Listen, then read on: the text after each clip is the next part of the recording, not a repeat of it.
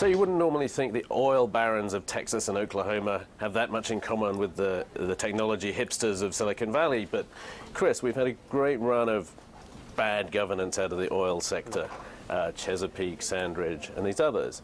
And meanwhile, in Silicon Valley, you have some things that you wouldn't necessarily suspect, like founder executives who are completely entrenched by a voting structure. Yeah. So you've been looking at this. Why are both these areas a little bit similar in terms of some governance drawbacks? Well, there's actually a way that you can quantify it. If you look at the GMI ratings, the oil sector scores incredibly low grades. They have. And what are those ratings? They measure standards of corporate governance, social responsibility, and about 15 of the oil companies get the worst possible F rating. Right. And that's about double their representation in the index as a whole. So they're obviously a tad sleazy. Now, tech companies. And what we saw was the CEOs swanning around in jets that they don't need and paying themselves and the board too much and all that kind of Chesapeake, stuff, very, very lavish salaries. In the tech sector initially looks whiter than white. They don't get any F, only 2 of them get F grades. But what you do see is these multiple share structures that deny shareholders one vote per one share.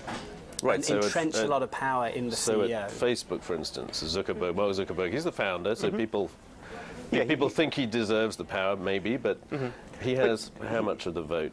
He has over half the vote. Yeah, and some much smaller percentage. Yeah, he's much smaller because there are a couple of things. First off, he has special shares, a different class of shares, so they get multiple votes. The second one is some other investors have given him the right to vote their shares.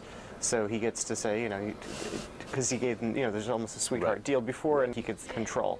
And obviously, for a founder, that's very, that's what you want. It's your baby, it's your company. You want to decide what it's going to do.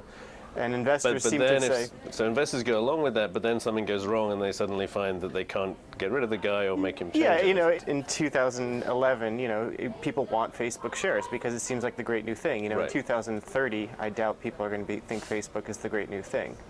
So investors give these things when a company is hot, when they have to give up this control to get into an investment. Right. Later on, it doesn't look like a great trade-off. Right. So that hasn't been the exact problem in oil. It's been more CEOs and boards just doing what they like, and shareholders maybe not stepping in, at least until recently, to try and change that. But as I say, we've got these geographical areas. We've got 2 quite sort of innovative entrepreneurial industries.